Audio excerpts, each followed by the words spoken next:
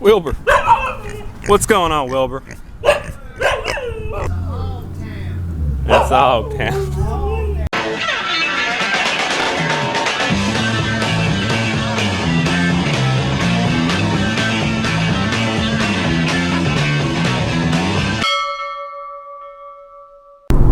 Hey everyone, Hoosier Garage. Back again. It's beautiful, windy March day, late March, into March, and we're going to do something a little different today. Usually you see me hacking around on that van, cutting rust, spraying something, cutting, hacking, and cutting again, and it probably gets a little monotonous after a bit. Probably a good idea to just split things up, just break it up a little bit, you know what I'm saying? So, we're going to go see our friend Dale. And Dale is somebody who has helped me with some stuff of my own. I like to help him out, so we kind of like to trade back and forth. Just help a brother out. He has a race car. Not just any race car, but a truck that has turned into a race car. And we are going to go help him do a little bit more welding on it. I've helped him in the past on it. He needs some spots put together. And then we're going to let you look at it. We're going to let you see what Dale's got. So, we are going to un-Hoosier Garage ourselves. We're going to go across the river to Louisville, Kentucky. And we're going to make this happen.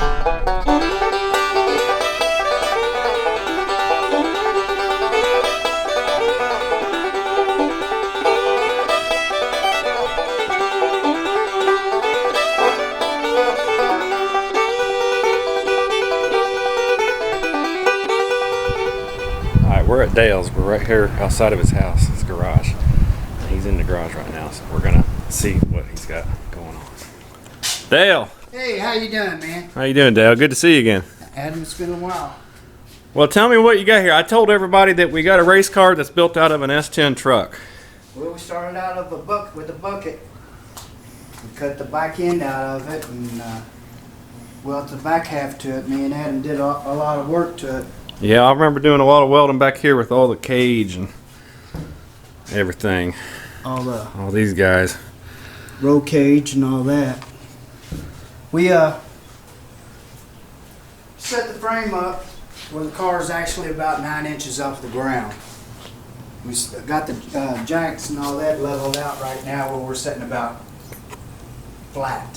Flat? Flat. Mm-hmm. So what we're doing is actually checking the pinion, driveline angle. Right, because you want that thing to line up down through there so you don't get issues. We're setting up to do the motor mounts. The motor mounts are in the height of the motor off of the frame. What we did was we took and drew a line from the yoke of the universal, a straight line. Right. And we went from the yoke of the rear end through the bottom of the block, through all the way to the rear end where it's absolutely straight. The motor's been set and plumbed where it's going to set. We moved the motor back about 9 inches. Yeah, because that's the first thing I noticed, that stock, one of these, even a V6 would set about, the front of it would be about right here. And you said, what, 8 inches? So 8 inches the back is what? Yeah. The front spark plug should line up with the front of the front wheels. Right. Is what we got laid out with. That would change the weight distribution of the whole car where it loads it to the rear end. Right. On the launch. We're putting a 427 in it. Blown 427 in it. Now that is an engine right there. It is a big block if you're not familiar with 427. I mean, look. Old school big block. Look at the size of that compared to my hand. Yeah, it's old school big block. It's got the deep sump pan in it. Terry Kahn, Eastview Auto Parts, did all the machine work for me. He's here in Louisville, isn't he? He's one of the best here in Louisville. He works at Eastview Auto Parts. Eastview Auto Parts. A #1 in my book. So what we're going to do here is I'm going to take some cardboard or paper and I'm going to lay out my motor mount.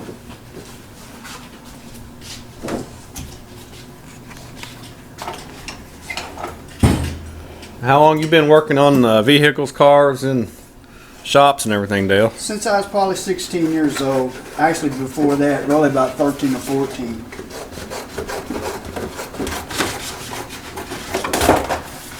What I'm going to do is take this paper, rather than taking the steel and cutting it, I'm going to lay up off of this, front of the motor, back to my mount. I'm going to find out where my little hole is. There's one hole. Mm-hmm.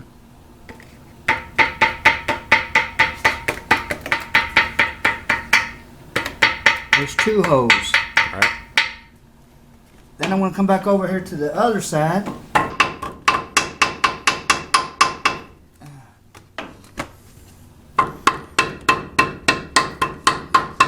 That'll give me my center. That'll give me my first side.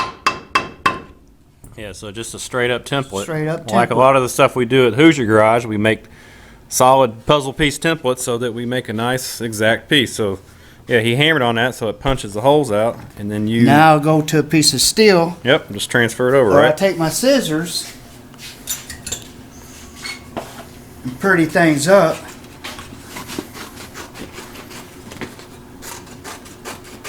Give it a little bit of meat so I can play with it. Make sure it clears.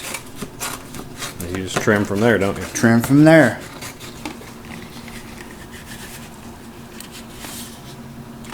What I like to do is take my bolts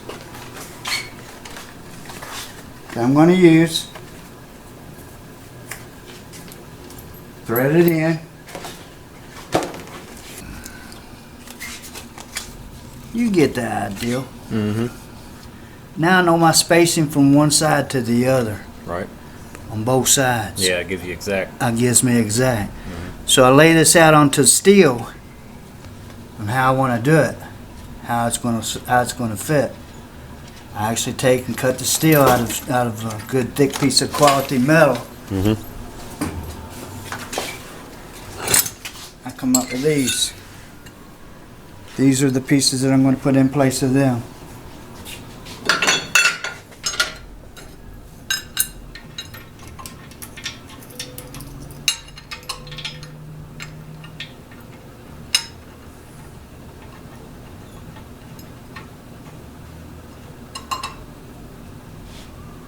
There you go, guys. Mm-hmm. Yeah, and then you just put the other one on, same situation, and by the time you get that, they should just fall back into place here. You move it over, bolt it in the hole. Then you've got completely custom situation going on here. Oh, everything's been custom. Everything's customized. You just can't go to the AZ or... Yeah, you absolutely can't go to the local places, and then you can't really go online because this is a one-off type of build right here. Now, yeah, other people do these, but they're going to do it their way.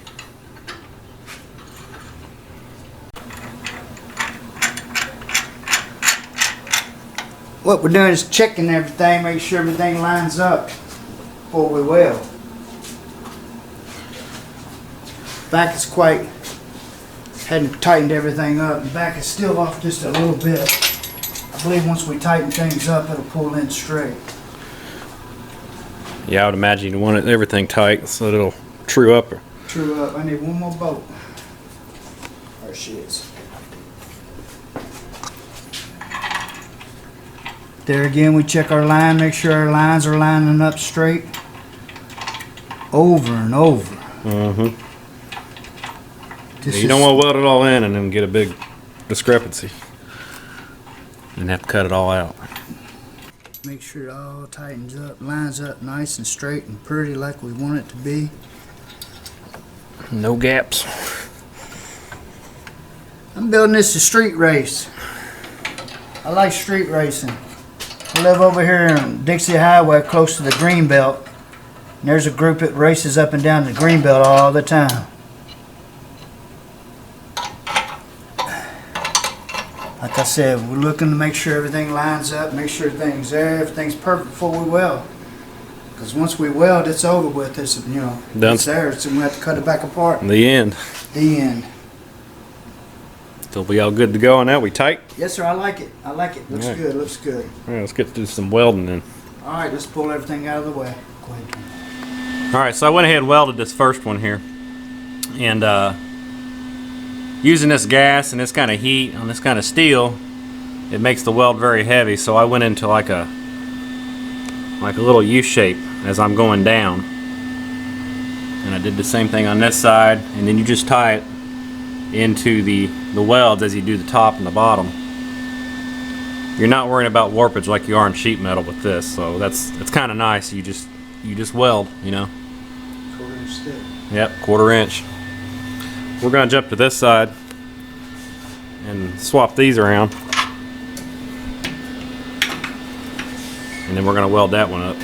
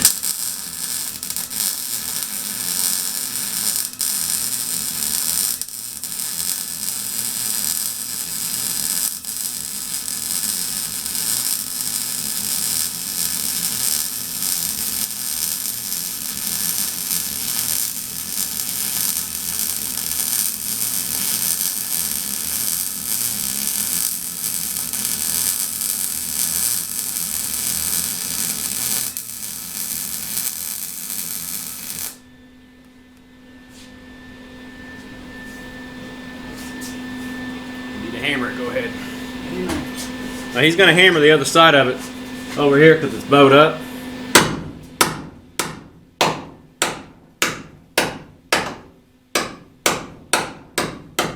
No better time to do it now.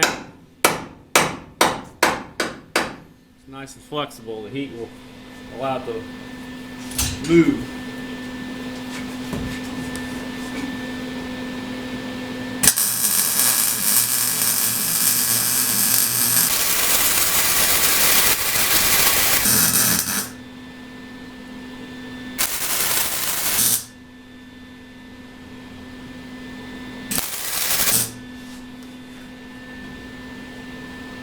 There we go.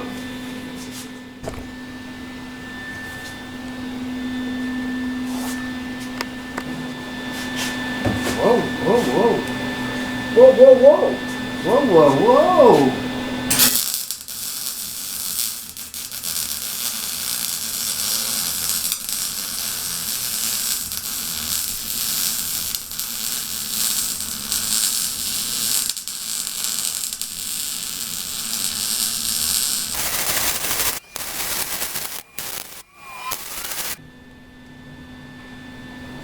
You gotta take long, wide swaths on that one. We're gonna take the other one.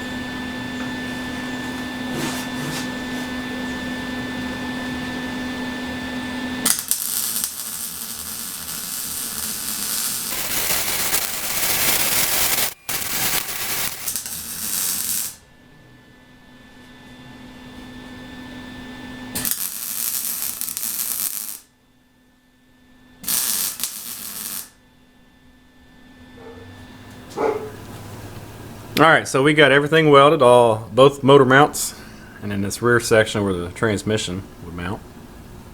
Both sides, everything. So what do you think she'll run, Dale? That motor in here when you get it all lined up and put together. What do you think? I like to touch a 5. 5, and that's in a eighth mile? I like to touch a 5. What does that usually translate into a 1/4 mile?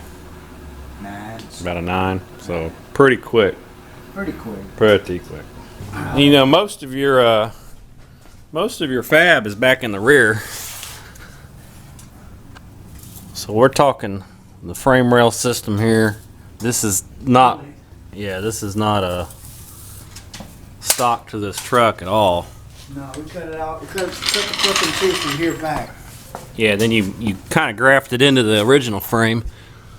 Here's the original frame right here. And then right about here in this crossbar. And is that, you say 4-link? 4-link. Yeah, the 4-link is what this is. This is where from here back it's completely custom. Absolutely, positively custom. There's the rear differential situation and the drive shaft loop. Of course, these wires here for his battery, you run the battery in the back. We're gonna creep under here. So you see mostly stock body here until you get the hole. And that's the stock mount there. And then right here. Hold it together. Yeah. That's just to hold it square. We're going to take it out and make a transmission mount. So here's where this came together. And then these kind of like a trailing arm deal here. So pretty nifty. A lot of work. You got to really know your chassis to do this sort of thing.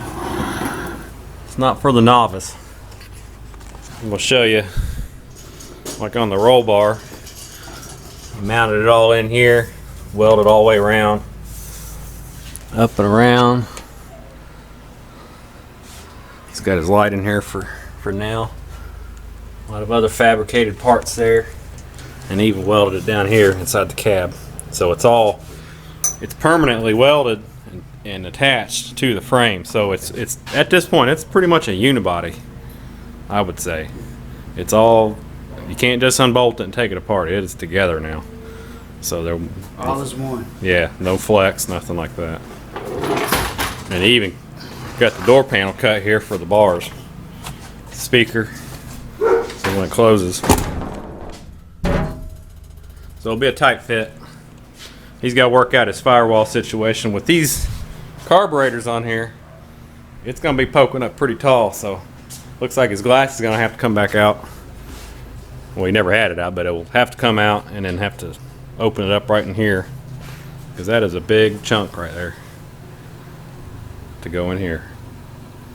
So Dale, we want to thank you for showing us your ride today, and we're glad to help you get some welding done on it. You're my hero. Yeah, everybody's heroes. So that's the situation, and we're going to get back to the shop over in Indiana, because we're over here seeing our neighbors in Kentucky.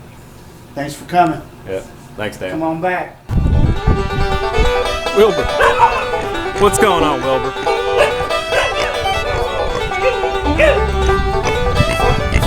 That's what I said.